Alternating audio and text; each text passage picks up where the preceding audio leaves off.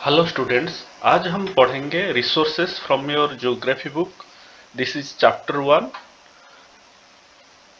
For class 8 students. आज हम पढ़ेंगे different type of resources and resource. पहले हम पढ़ेंगे व्हाट इज रिसोर्स। रिसोर्स क्या है? ऑल द ऑब्जेक्ट्स और substances around us having some utility और usability are called a resource.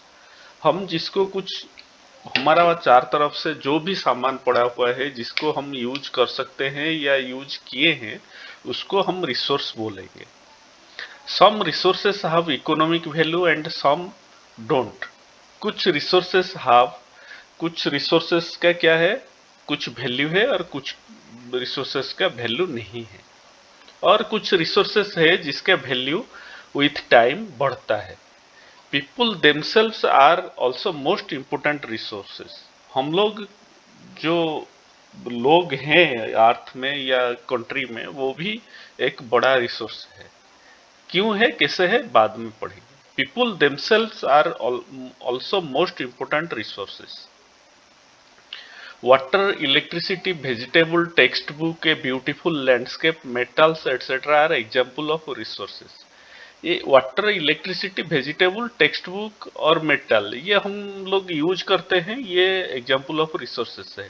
लेकिन ब्यूटीफुल लैंडस्केप हम लोग ज्यादातर लोग घूमने के लिए जाते हैं कहीं, मतलब जंगल में या पहाड़ी में। किस लिए जाते हैं? हमको कुछ एंटरटेनमेंट देता है, मेंटल पीस देता है। उधर क्या मेंटल पीस देता है? वो जो लैंडस्केप होता है वो देता है। इसीलिए beautiful landscape is also a resource. Patent. Patent क्या है? It means the exclusive right over any idea और इन्वेंशन। पेटेंट मतलब कोई भी चीज, सपोज कोई भी बच्चा एक नया चीज इन्वेंट किया और वो चीज को वो अपना पास रखना चाहता है और उसे कोई अपना जो है फायदा बनाना चाहता है, इसलिए वो जो इन्वेंट किया उसी का ऊपर पेटेंट राइट्स वो क्लेम करेगा। इसका मतलब क्या है? दूसरा कोई उसका उसका आइडिया को यूज करके वो चीज नहीं बना सकता है। इसको पेटेंट बोलते हैं।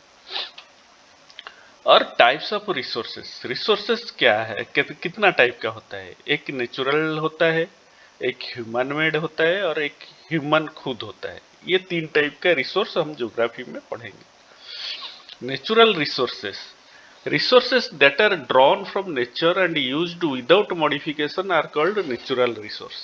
नेचुरल रिसोर्स किसको बोलेंगे? जो हम नेचर से हमको मिलेगा और उसको हम मॉडिफाई नहीं करना पड़ेगा और सीधा यूज करेंगे, इसी को नेचुरल रिसोर्स बोलेंगे।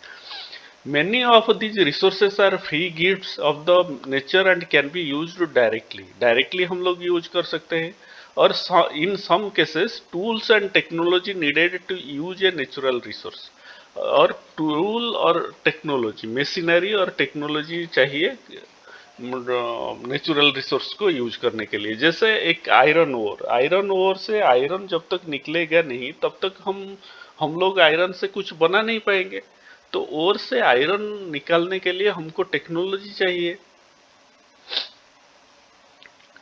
Natural resources can be classified into different groups depending upon their level of development and use, origin, stock and distribution। ये तीन टाइप का नेचर के हिसाब से नेचुरल रिसोर्स डिवाइड हुआ है। जैसे level of development and use, origin, stock and distribution.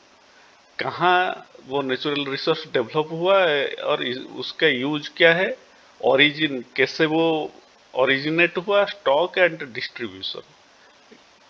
Distribution and कितना स्टॉक है, कितना डिस्ट्रीब्यू मतलब कहाँ कहाँ है, इसका ऊपर नेचुरल रिसोर्स को डिवाइड किया गया है। Air, water, soil, minerals are all natural resources. Air, water, soil और मिनरल ये नेचुरल रिसोर्स के में आता है। Classification of natural resources, level of development and use. Level of development and use के हिसाब से हम नेचुरल रिसोर्सेस को कैसे कर सकते हैं डिवाइड। उसको कैसे डिवाइड करेंगे? एक एक्चुअल रिसोर्स और दूसरा है पोटेंशियल रिसोर्स। एक्चुअल रिसोर्स क्या है? Actual resources are those resources whose quantity is known. हमारा पास जो क्वांटिटी रिसोर्स, नेचुरल रिसोर्स है जिसका क्वांटिटी हम लोगों को पता होता है, उसको एक्चुअल रिसोर्स बोलते हैं। और पोटेंशियल रिसोर्स क्या है? Potential resources are those whose entire quantity may not be known. हमको पता नहीं है। These resources are being used in the present. वो रिसोर्स क्या है? हम लोग नेचुरल रिसोर्स, एक्चुअल रिसोर्स जो है हम अभी उसका यूज करते हैं। और पोटेंशियल रिसोर्स क्या है? वो, वो अभी यूज नहीं हो रहा है लेकिन फ्यूचर में यूज हो सकता है, क्योंकि हमारा पास वो उसको यूज करने का टेक्नोलॉजी नहीं है। जब टेक्नोलॉजी हो जाएगा हम वो चीज को यूज कर सकते हैं, इसलिए इसको बोलते हैं potential resource. The rich deposits of coal in Ruhr region of Germany and petroleum in the West Asia, dark soil of the Deccan Plateau are all actual resources. इसका क्वांटिटी हमको पता है और अभी हम उसका यूज कर रहे हैं। डार्क सॉइल में हम एग्रीकल्चर कर रहे हैं और पेट्रोल को यूज कर रहे हैं। कोल भी, जो कोल को भी डायरेक्टली हम यूज कर रहे हैं। तो इसका जो है ये एक्चुअल रिसोर्सेस है। लेकिन पोटेंशियल रिसोर्सेस क्या है? जैसे uranium found Ladakh is an example of potential resources. Uranium जो है हमारा पास टेक्नोलॉजी अभी तक इतना डेवलप नहीं किया गया है कि हम यूरेनियम को डायरेक्ट यूज कर सकते हैं। यूरेनियम क्या होता है? वो एटॉमिक एनर्जी जनरेट करने में यूज होता है। हालांकि इंडिया में एटॉमिक एनर्जी यूज करने का कैपेबिलिटी है, लेकिन हम सेल्फ सफिशिएंट नहीं। जब हो जाएगा तब इसको हम यूज करेंगे और इसको हम पोटेंशियल एनर्जी में ले रहे हैं।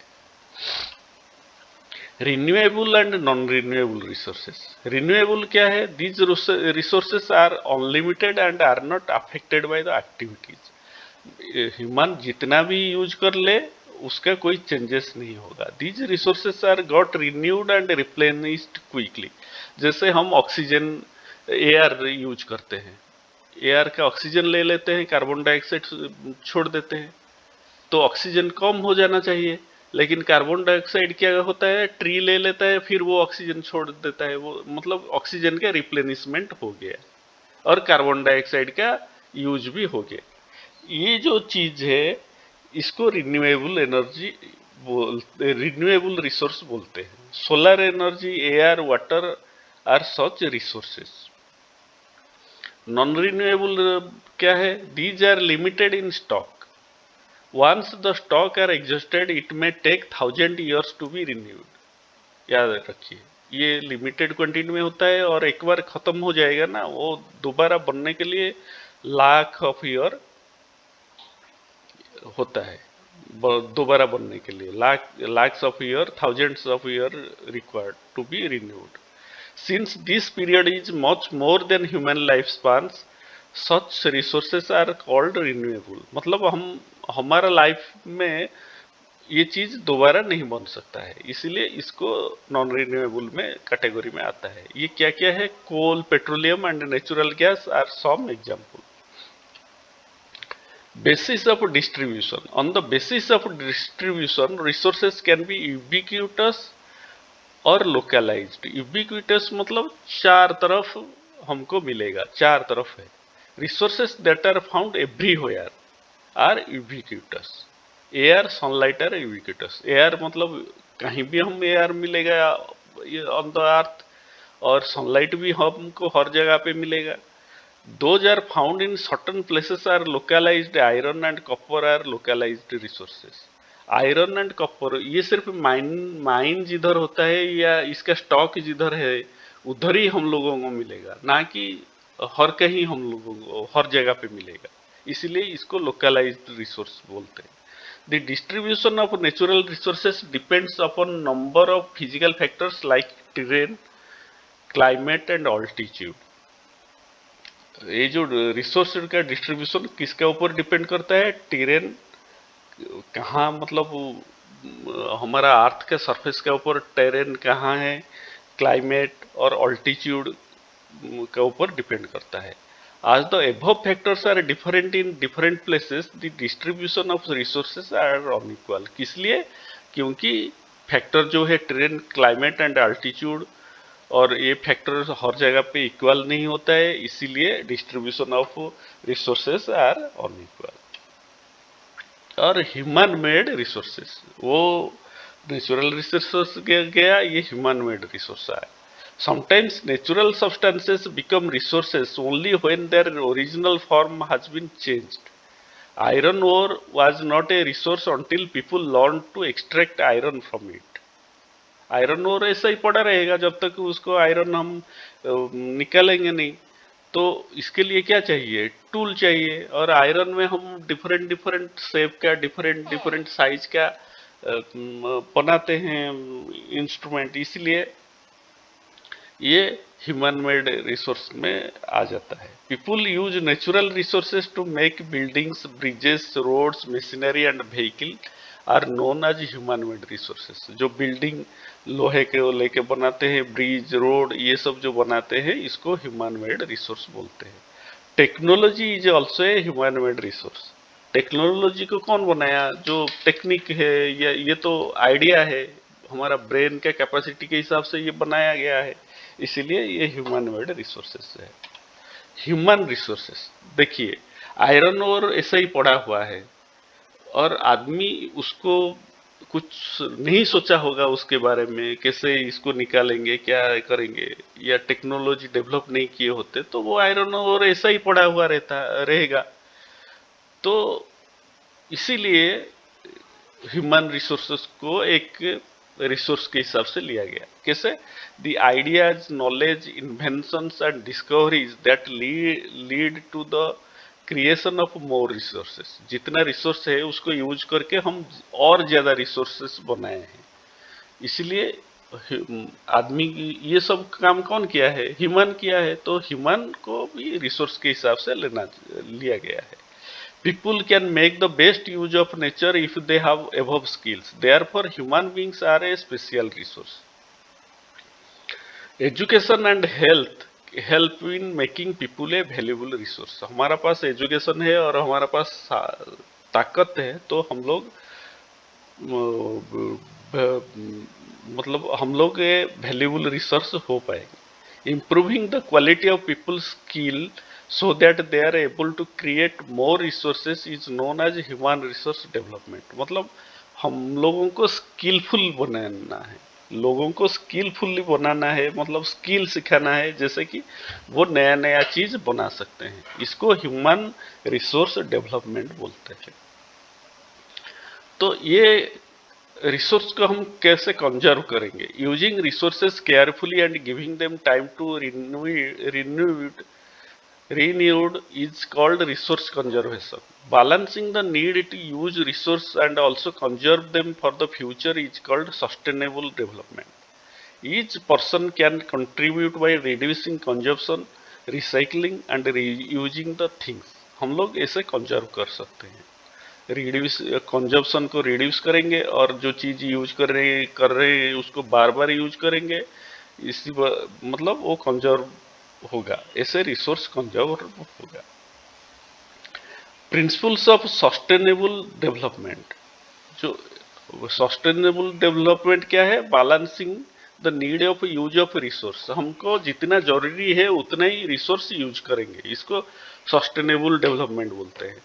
ये कैसे होगा? Respect and care for all forms of life, improve the quality of human life, conserve the earth Vitality and diversity. हमारा जो नेचर है उस और एनिमल है उसको कंजर्व करना है। Minimise the depletion of natural resources, natural resource को ज्यादा खर्चा नहीं करना चाहिए। Change the personal attitude and practices towards the environment, enable communities to care for their own environment. Thank you. ये चैप्टर में हम रिसोर्स पढ़ लिए और टाइप्स ऑफ रिसोर्स पढ़ लिए, और ये जो स्लाइड्स है उसी में नोट भी अच्छे तरीके से बना लिया है। इसी को आप अपना कॉपी में उतार लीजिए और उसको पढ़ते रहिए। Thank you.